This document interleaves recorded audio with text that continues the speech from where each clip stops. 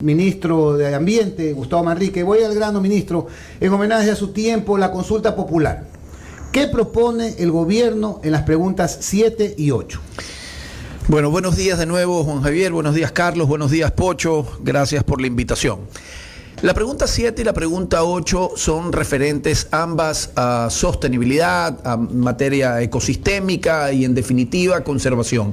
La primera habla de crear un nuevo subsistema en la Constitución, que es una categoría hídrica. La pregunta reza más o menos así: ¿está usted de acuerdo en incorporar un nuevo subsistema en la categoría de subsistemas de protección? Es decir, todo lo que va al Sistema Nacional de Áreas Protegidas, que, como yo le digo, es el general de la protección. Lo que está en la Constitución, pues, es el máximo nivel jerárquico de protección jurídica. Y hay 4 subsistemas actualmente: el subsistema estatal, el subsistema municipal o descentralizado, el subsistema comunitario y el subsistema privado.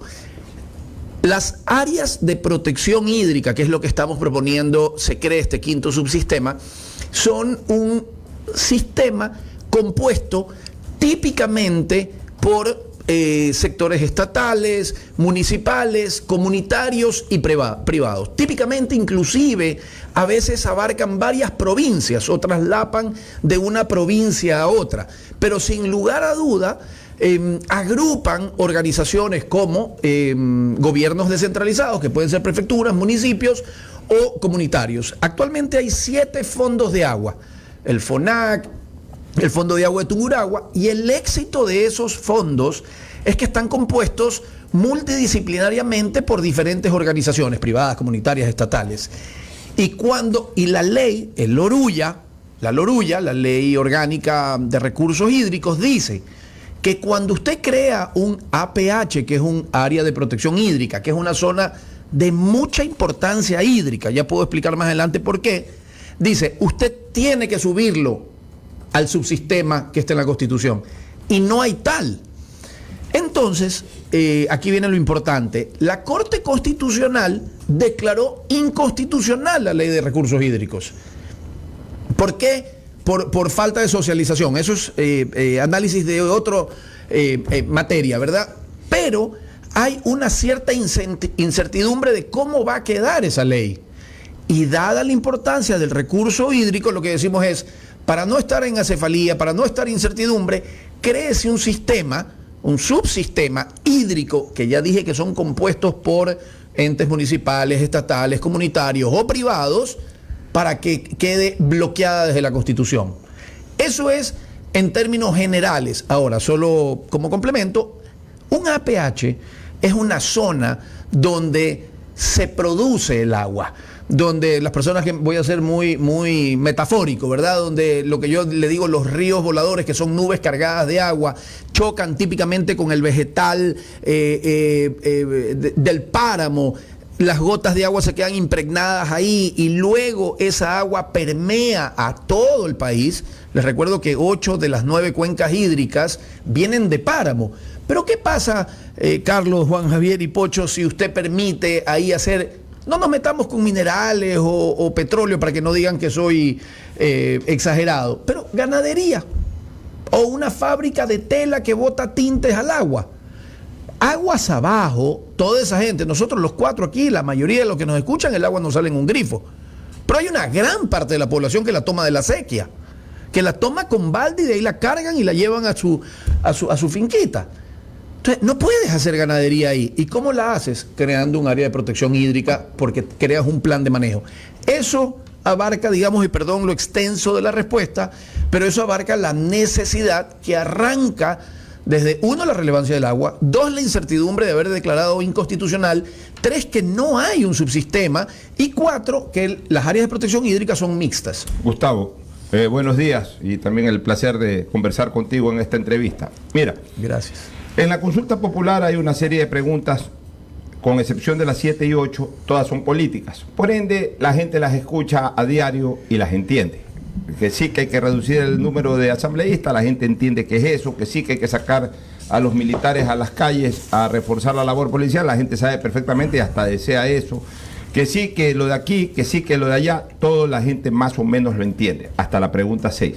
La pregunta 7 y la pregunta 8 son preguntas muy técnicas. Tú le preguntas a cualquier persona, no te estoy hablando solamente a personas de una preparación educativa relativamente baja. Le preguntas a un abogado, le preguntas a un médico, le preguntas a un arquitecto sobre las preguntas 7 y 8, no las entiende. No las entendemos, porque son preguntas muy técnicas que para una consulta popular tienen que ser absolutamente desmenuzadas y sobre todo transmitidas en un idioma bastante común. Bajo esas consideraciones, explícanos las dos preguntas, las 7 y 8, pero con un idioma muy común. ¿De qué se trata? ¿Qué es esto de los subsistemas? Y sobre todo, ¿cuál es el beneficio de la colectividad en cada una de estas dos preguntas? Perfecto, voy a tratar de ser más sucinto y más explícito, y concuerdo con usted, Pocho, que a veces los ambientalistas hablamos en un lenguaje difícil de entender. La pregunta 7 le pregunta a la población si está usted de acuerdo en crear un área de protección hídrica. Un área de protección hídrica es una zona de altísima relevancia hídrica donde se produce el agua que luego los ecuatorianos tomamos. Eso es un área de protección hídrica en el concepto máximo, ¿verdad? Un área territorial donde se produce agua. 2, la Constitución, que es nuestro máximo cuerpo jurídico que nos protege a los ecuatorianos, no tiene un subsistema hídrico. Tiene otros subsistemas en materia de protección de recursos naturales. Al no tenerla, lo que le estamos preguntando al ecuatoriano es, ¿está usted de acuerdo en crear un subsistema de área de protección hídrica? Es decir, un cuerpo que sea muy protegido desde la Constitución para que no se contamine. Eso es, ¿verdad? Pocho, importante decirte que el 50% de la población rural del Ecuador toma agua contaminada con Escherichia coli, es decir, con heces fecales. ¿Por qué? Porque no hay una estructura desde la Constitución que la proteja. Entonces, la primera pregunta, eso es lo que dice. En la Constitución no hay un sistema de protección hídrico que crea la máxima categoría de protección, que es el Sistema Nacional de Áreas de Protecciones o de Áreas Protegidas.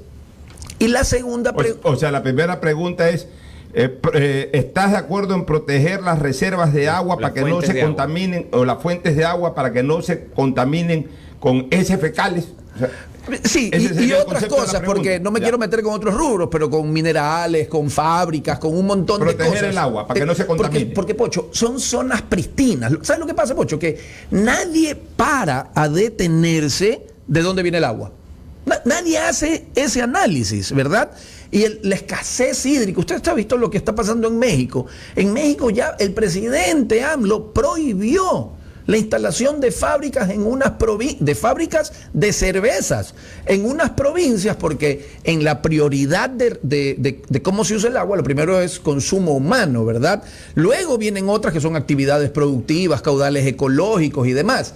Entonces, si es que el ser humano no tiene cómo tomar agua, y no estoy hablando de tomar cerveza, tienes que protegerla. Entonces, Ecuador adelantándose a eso, digamos que sí, es un poco más amplio que lo que usted dice, pero sí, lo que está diciendo es, desde la Constitución creemos un subsistema que le dé la máxima categoría a los recursos hídricos y que el día de mañana no puedan venir a antojo del uso de suelo de cada GAT municipal o provincial a hacer lo que quieran. Eso, ahí quería hacer una pausa en esa pregunta 7. Al colocar este nuevo subsistema de protección hídrica como parte del Sistema Nacional de Áreas Protegidas, escalarlo a rango constitucional, te da como ministerio facultades que hoy en sí pueden estar discutidas, como pasó con la ley, es decir, que pudieran ser cuestionables constitucionalmente porque no tienes un ancla constitucional de donde agarrar. En el momento que se aprueba esta pregunta, entonces, nace esta zona protegida.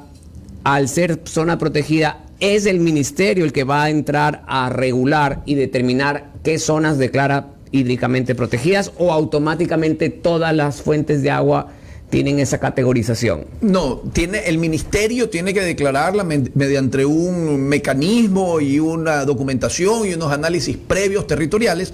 Pero Carlos, solo una precisión, hoy también es el ministerio. Lo que pasa es que está basado en una ley. Correcto. Y esa ley fue declarada inconstitucional. Esto les da fuerza jurídica a las acciones del ministerio para proteger las fuentes hídricas. Correcto. ¿No es cierto? Ese es el ancla que se necesitaba. A esa área territorial que es de alta relevancia. Pero que tiene que ser determinada, no es automático. No es automático. O sea, tú vas a determinar en Guayas, estas son las zonas protegidas, etcétera, y dicta las regulaciones correspondientes. Exactamente. Y solo una precisión a su comentario es que las áreas de protección hídrica, que es lo que estamos preguntando si quiere subir a la Constitución, están basadas en una ley. Y esa ley está declarada inconstitucional. Claro. Entonces, actualmente, un tema tan relevante como el agua depende de unos asambleístas. Depende si los asambleístas la van a aprobar, porque tenemos hasta diciembre para que se apruebe o no. Entonces, en diciembre sabremos si seguimos teniendo un área y solo relevante. Para comentar, el ministerio absorbió lo que antes se llamaba el Senagua, ¿no? Y entonces es el órgano que expide las autorizaciones de aprovechamiento Roberto de uso. Chávez, un oyente, dice, para que sea más sucinto, votar a favor de la pregunta 7, es decir, ¿usted quiere que cualquier Isa o Vargas se apoderen del agua? No solo pagarán con dinero, sino con cárcel de por vida. Incluso el día de ayer, tenemos en la pantalla Leonidas Issa, esa foto, miren esa foto de estudio de Leonidas Issa que se tomó en Nueva York. El New York Times le tomó esa foto. Él pone en ese tweet: guardianes del futuro, los pueblos indígenas lideran la lucha climática, los activistas que luchan para proteger lo que queda de los bosques del mundo corren el riesgo de ser perseguidos por sus gobiernos, incluso de morir. O sea, ellos, incluso hay una especie de fuerza paralela indígena que dice que va a cuidar de los ríos, de los bosques. ¿Cuál es su opinión, señor ministro? Bueno, yo creo que todos debemos de cuidar de los ríos y de los bosques. Tenemos que entender, Juan Javier, que todo lo que vemos y los que nos escuchan, los que van en un auto o se están preparando el café en su casa, todo lo que ven a los 360 grados alrededor viene de la naturaleza. Lo que pasa es que damos por sentado muchas cosas que vienen de una tienda, que vienen de una fábrica, que vienen y no hacemos el alto. Entonces, yo creo que la protección de la naturaleza, Juan Javier, no es solo de los pueblos y comunidades. Y me llama la atención el comentario del caballero, quizás no ha leído las cuentas de ISA, pero él no está de acuerdo, más allá que más del 85% está de acuerdo con la consulta popular y sobre todo en estas preguntas que a mí me compete hablar. Pero él no está tan de acuerdo en estas protecciones. Me está diciendo desde Ayampe, de Manaví, nos está escuchando Soledad Amerval, y dice: ¿qué sucede, señor ministro, con las zonas de amortiguamiento de áreas protegidas como el Parque Nacional Machalilla, donde está la cuenta de Ayampe, súper explotada, 3 veces al año se seca, el costo de la misma es altísimo, no se respeta ni apoya los proyectos de reforestación, debiendo tener un costo diferenciado? Sí, eso me lleva a responder la segunda pregunta del Pocho, que es la pregunta número 8. La pregunta número 8 lo que dice es: ¿está usted de acuerdo que los pueblos, nacionalidades y comunidades indígenas sean compensados por sus esfuerzos de conservación? La respuesta debería ser sí. ¿Qué es lo que está pasando ahora actualmente? Es que esto es complejo. Hay un nuevo mercado, por decirlo, en el mundo que se está movilizando y que quiere pagar a quienes conservan sus áreas protegidas o sus zonas de importancia ecosistémica. Y el mercado es trillonario, ¿ok? Y, por ejemplo, el otro día le escuché a John Kerry, candidato a presidente de Estados Unidos, es secretario de Estado, actualmente enviado especial para el cambio climático de Estados Unidos, decir que Estados Unidos ha deforestado el 90% de sus bosques a lo largo de su historia. 90% de los bosques. Hoy, en el año 2022, para todos nos queda claro la relevancia de un bosque, la relevancia de una cuenca hídrica, ¿verdad? La relevancia de los servicios que nos dan para que todos estemos aquí en esta entrevista respirando y comiendo alimentos previos o posteriores. Ese es un mercado que los países desarrollados, los multilaterales y demás instituciones con recursos económicos quieren pagarle a organizaciones que hacen esfuerzo por conservar. Por ejemplo, el Yasuní. Por ejemplo, el Yasuní, que no fue exitoso. Ya, pero no fue exitoso. Hubo un plan, hubo una campaña para recoger fondos. Fue muy pobre la recaudación. Ahí está el Yasuní. Mire, para mí el Yasuní era una excelente idea con un mal interlocutor. Porque ¿qué era lo que decía la persona que hacía el interlocutor ahí, que era el presidente de aquel entonces? Él decía, yo quiero salvar el planeta y quiero dejar el petróleo bajo tierra, y un discurso espectacular que lo puso en la plataforma mundial. Y al final, frente a Alemania, Noruega, Finlandia, Dinamarca y demás países noruegos, le decía, porque ustedes, los países contaminantes, me tienen que pagar a mí. Entonces era como, o sea que es que yo te doy una plata. Me declaro contaminante. Me declaro contaminante. Entonces, ¿y de ahí qué hizo? Explotó el Ispingo y demás. Entonces vivió las dos mejores caras del mundo. Vivió el tema de ser el mejor ambientalista del mundo y luego la licitación de los contratos. Pero era una excelente idea. A mi criterio, con un mal interlocutor final. El equipo negociador, conformado por Roque Sevilla, Yolanda Cacabatze, extraordinario. Pero eso iba a llegar a buen puerto. Pero solo permítame terminar la pregunta para también conectarme con la señora Merval, con Soledad, que comenta. Entonces, hoy, en el 2022, con toda esta información, por ejemplo, le voy a dar algo que la mayoría de personas seguramente no saben, porque inclusive yo me enteré recién hace 2 años. Los océanos nos dan la mitad del oxígeno que usted y yo respiramos, Pocho. Es decir, 1 de cada 2 respiraciones viene del oxígeno que le da el océano. Yo crecí pensando que eran solo los árboles. Inclusive nos decían que no podías tener plantas en la... ¿Te acuerdas? Hoy es súper importante tener sanos los océanos para que usted y yo respiremos saludablemente. Entonces, hay mucha gente en el mundo que quiere mandarle plata a países como Ecuador y otros más que están haciendo esfuerzos de conservación. Ahí viene el problema. Pero hay un artículo 74 que dice... De la Constitución. De la Constitución, gracias Carlos. Que dice, que es prohibido que otras personas, instituciones, países, multilaterales, demás, se apropien de los servicios ecosistémicos. Y eso genera una confusión. Entonces, nosotros lo que estamos diciendo es, ¿está usted de acuerdo que los pueblos, nacionalidades y comunidades indígenas que hacen esfuerzos de conservación sean compensados por sus esfuerzos de conservación? Debería ser sí. Y esa es una pregunta clarificatoria. No es que modifica del todo la Constitución y cambia, sino que lo que está diciendo es, le pueden canalizar recursos a través de regulados por el Estado, porque no... Yo no creo que los recursos deben ir directos a los pueblos y comunidades. 2 preguntas para desmenuzar esa pregunta. Una, entonces, cuando la pregunta se refiere a servicios ambientales, nos referimos a acciones de conservación. Sí, correcto.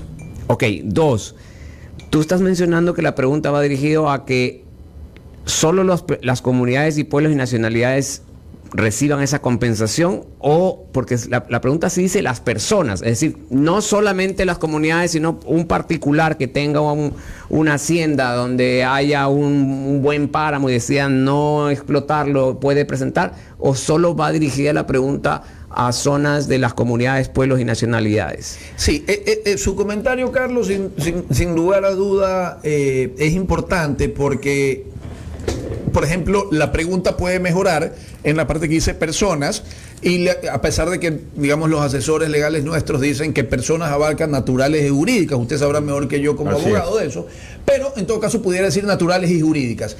Y la respuesta es sí, porque tú puedes tener un área protegida de 1.500 hectáreas y tú, como Carlos de Tomaso, dices, la quiero declarar área protegida privada. Y al declararla área protegida privada, como dije en la pregunta 7, hay un subsistema privado, se sube al Sistema Nacional de Áreas Protegidas. Y tú puedes hacer la gestión con un organismo de afuera diciendo, bueno, yo he declarado esto, ya está en el máximo nivel de protección, que se llama Sistema Nacional de Áreas Protegidas, y tú eres compensado por ese esfuerzo. Entonces la respuesta es sí. Perfecto. Se puede es abierta a cualquier persona. Abierta a cualquiera. Yo tengo preguntas, pero Juan Javier, si tú deseas No, tenemos que hacerle una última pregunta. Yo quisiera hacer una pregunta porque pasó algo el fin de semana que quisiera comentarlo. El New York Times publicó un artículo sobre el saqueo del mar en el Ecuador que ha causado revuelo mundial. Y en ese artículo describe que el 99% de la pesca de Galápagos se la lleva la flota pesquera china, cosa que ya se había denunciado. Pero este artículo ha movilizado el mundo circuló por todo lado, hay comentarios en todo el mundo porque, claro, lo publicó el New York Times y pues hacen un llamado urgente para la protección de esta zona, de este problema pesquero. Hay 3 articulistas que han hecho la investigación, el mapeo, que ubicaron los barcos y pues es una especie de denuncia al mundo de lo que está sucediendo.